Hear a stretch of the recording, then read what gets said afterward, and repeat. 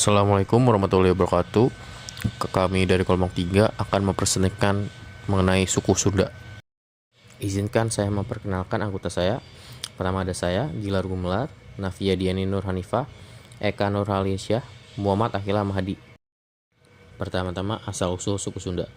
Orang-orang Sunda berasal dari keturunan Austronesia yang diperkirakan berasal dari Taiwan.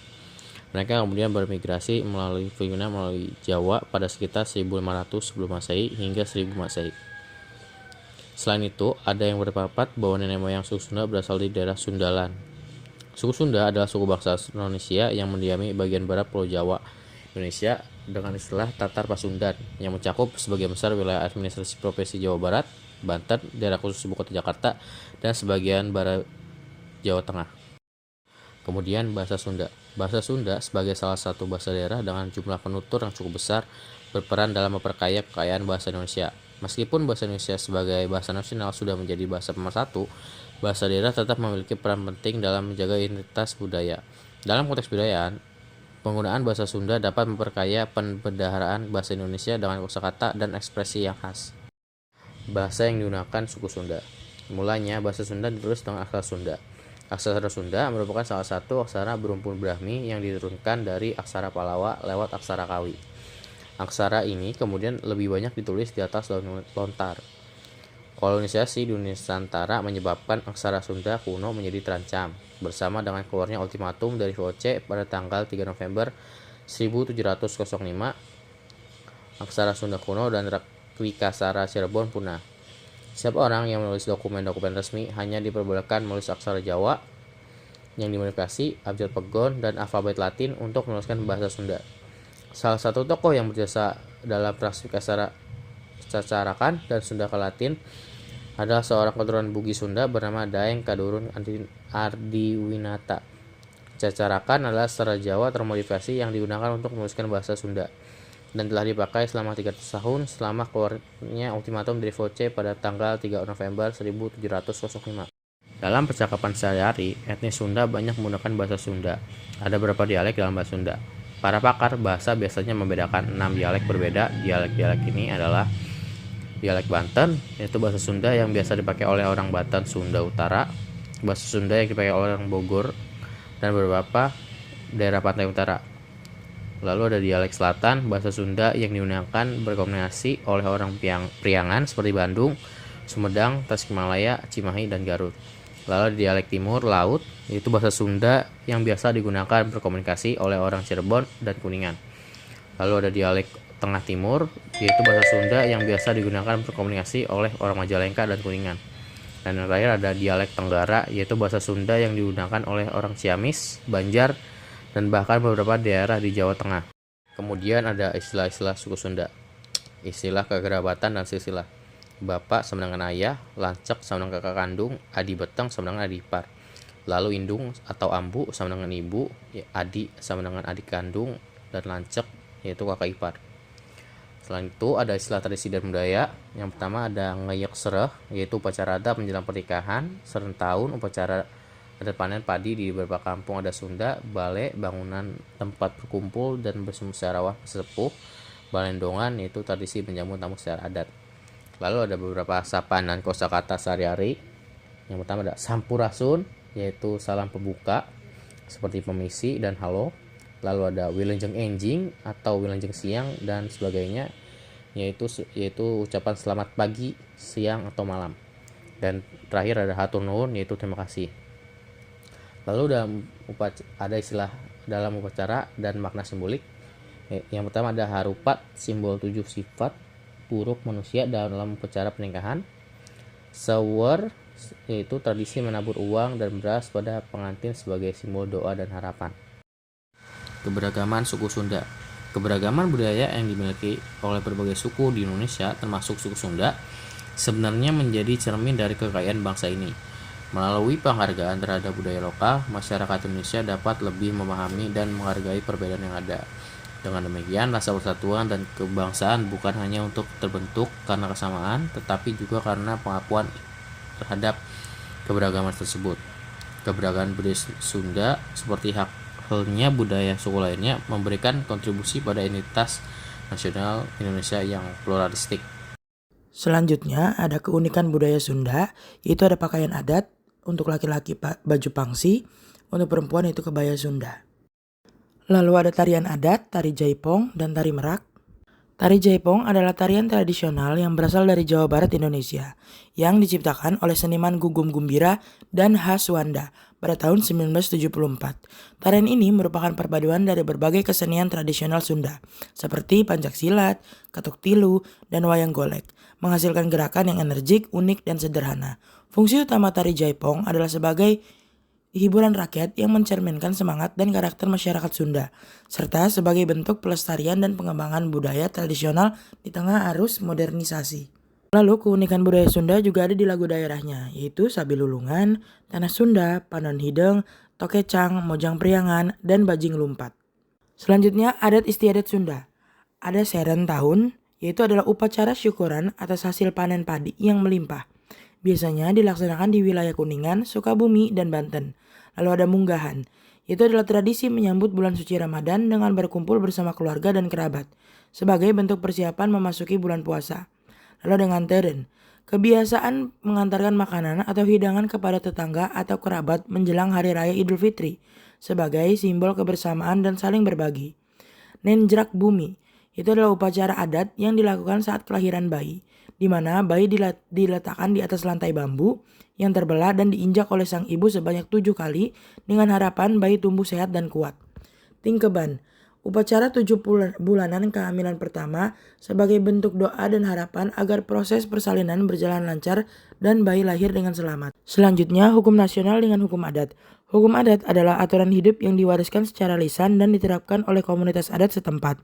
Misalnya, dalam pengelolaan tanah wilayah, warisan, dan penyelesaian sengketa dengan kepala adat atau lembaga adat. Sebagaimana tercantum pada pasal 18B ayat 2 UUD NRI 1945 yang berbunyi, negara mengakui dan menghormati kesatuan-kesatuan masyarakat hukum adat serta hak-hak tradisionalnya sepanjang masih hidup dan sesuai dengan perkembangan masyarakat dan prinsip negara kesatuan Republik Indonesia yang diatur dalam undang-undang. Dalam pengakuan ini, putusan adat dapat dihormati oleh pengadilan negara selama tidak bertentangan dengan konstitusi dan hak asasi manusia. Keberadaan pasal 18B memperkuat kedudukan hukum adat sebagai mitra hukum nasional, sehingga penyelenggaraan pemerintahan dan peradilan di daerah adat berjalan selaras dengan nilai-nilai lokal dan kebinekaan Indonesia. Hukum adat Sunda adalah sistem hukum tradisional yang telah berkembang dan diterapkan di masyarakat Sunda, terutama di wilayah Jawa Barat dan Banten. Hukum adat ini mencakup berbagai aspek kehidupan, mulai dari keluarga, warisan, hingga perselisihan dalam masyarakat. Elemen-elemen utama hukum adat Sunda yaitu ada hukum kewarisan, hukum perkawinan, hukum perselisihan, pamali, ucapan adat, dan tritangtu. Hukum keluarga, sistem kekerabatan masyarakat Sunda menganut sistem kekerabatan parental dan bilateral, di mana garis keturunan ditarik dari kedua belah pihak, baik ayah maupun ibu. Hal ini mencerminkan keseimbangan peran antara kedua orang tua dalam struktur keluarga. Hukum perkawinan. Perkawinan dalam adat Sunda tidak hanya merupakan ikatan antara dua individu, tetapi juga antara dua keluarga besar. Proses perkawinan melibatkan serangkaian upacara adat, mulai dari tahap pranikah hingga pasca akad, yang bertujuan untuk mempererat hubungan antar keluarga dan menjaga keharmonisan sosial. Hukum waris. Dalam praktiknya, hukum waris adat Sunda seringkali disesuaikan dengan prinsip musyawarah mufakat keluarga. Pembagian warisan dilakukan berdasarkan kesepakatan bersama yang mempertimbangkan keadilan dan keseimbangan antar anggota keluarga. Lalu ada hukum delik-delik yang ada di suku Sunda. Delik adat Sunda adalah perbuatan yang dilarang atau tidak dianggap pantas dalam masyarakat Sunda, yang jika dilanggar dapat mengganggu keseimbangan sosial dan kosmis. Ketaatan pada hukum adat Sunda dianggap penting untuk menjaga harmoni dan kedamaian dalam komunitas. Beberapa contoh delik adat Sunda meliputi perbuatan yang dianggap tidak sopan, pelanggaran aturan adat dalam pertanian, pelanggaran dalam upacara keagamaan, dan perbuatan yang mengganggu keseimbangan alam. Sanksi. Fungsi dari sanksi itu sendiri adalah untuk menjaga nilai kebersamaan, norma, dan keharmonisan. Macam-macam sanksi yang ada adalah teguran, pengucilan, denda adat yang bisa berupa benda atau uang, kerja paksa, dan ganti rugi. Selanjutnya adalah struktur kemasyarakatan. Struktur kemasyarakatan suku Sunda didasarkan pada sistem kekerabatan bilateral, yaitu garis keturunan yang diambil dari kedua belah pihak, baik ayah maupun dari ibu. Hubungan kekerabatan ini disebut pancakaki dan mencakup hubungan hingga 7 generasi ke atas dan ke bawah. Dalam kehidupan sehari-hari, masyarakat Sunda mengutamakan nilai kekeluargaan seperti prinsip silih asah, silih asuh, silih asih, yang berarti saling mengajari, saling membimbing, dan saling mengasihi. Lalu ada lembaga dalam adat kepengurusan suku Sunda. Lembaga adat dalam masyarakat Sunda yaitu organisasi yang tumbuh dan berkembang seiring sejarah masyarakat. Masyarakat hukum adat untuk mengatur, mengurus, dan menjaga kelangsungan adat istiadat serta kehidupan sosial masyarakat. Lembaga ini memiliki struktur dan peran yang khas, tergantung pada komunitas atau desa adat masing-masing. Contoh struktur lembaga adat Sunda yaitu ada di Kampung Naga di daerah Tasikmalaya. Di Kampung Naga terdapat lembaga adat yang berperan penting dalam kehidupan masyarakat. Struktur kepengurusan adat di sana meliputi kuncen atau juru kunci, yaitu pemimpin adat yang memiliki mandat utama untuk memimpin dan mengayomi masyarakat. Jabatan ini diwariskan secara turun-menurun, namun tidak harus dari garis keturunan langsung, melainkan bisa melalui musyawarah keluarga besar. Lalu ada lebe adat, yaitu bertugas dalam urusan keagamaan dan adat. Yang terakhir ada pundu adat, yaitu membantu dalam urusan administratif dan pelaksanaan adat. Selanjutnya ada analisis peran keberagaman. Keberagaman suku Sunda di Indonesia dapat memperkaya budaya nasional dan memperkuat rasa persatuan di antara masyarakat Indonesia melalui berbagai cara, yaitu melestarikan budaya Sunda, toleransi dan persatuan, keberagaman suku Sunda itu sendiri, bahasa Sunda, dan kegiatan budaya Sunda.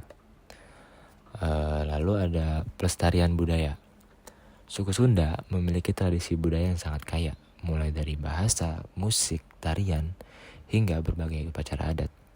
Misalnya, seni musik tradisional seperti gamelan Sunda yang memiliki karakteristik unik dan menggambarkan kedamaian serta keharmonisan, bisa menjadi bagian penting dalam memperkaya budaya Indonesia secara keseluruhan. Selain itu juga ada tarian jaipongan dan seni wayang golek, juga merupakan bagian dari identitas budaya Sunda yang memiliki nilai estetika dan filosofi yang mendalam. Pelestarian budaya Sunda, baik dalam bentuk seni, tradisi, ataupun bahasa, dapat memberikan kontribusi besar bagi kekayaan budaya nasional. Masyarakat Indonesia dapat lebih mengenal berbagai jenis kesenian daerah yang pada akhirnya membentuk sebuah masyarakat yang lebih menghargai kekayaan budaya bangsa mereka sendiri. Lalu ada nilai-nilai yang harus dipertahankan. Nilai-nilai yang perlu dipertahankan dalam suku Sunda meliputi aspek moral, sosial, dan budaya yang menjadi ciri khas dan identitas masyarakat Sunda. Nilai-nilai tersebut adalah cager, sehat jasmani dan rohani, sehingga mampu bekerja dan beraktivitas dengan baik secara fisik dan mental. Bager, sikap baik hati, suka menolong, ikhlas, tidak pelit, dan rendah hati terhadap sesama. Benar, jujur, benar dalam bertindak, amanah, dan tidak merusak alam serta lingkungan. Singer, mawas diri, teliti, menghargai orang lain, dan sabar menerima kritik. Lalu ada pinter, cerdas, berilmu, mampu menyelesaikan masalah dengan bijaksana, dan tidak berprasangka buruk. Lalu nilai-nilai sosial dan religius yang sangat dijunjung tinggi yaitu silih asih, saling mengasihi dan menyayangi antar sesama, mencerminkan keramahan dan kepedulian.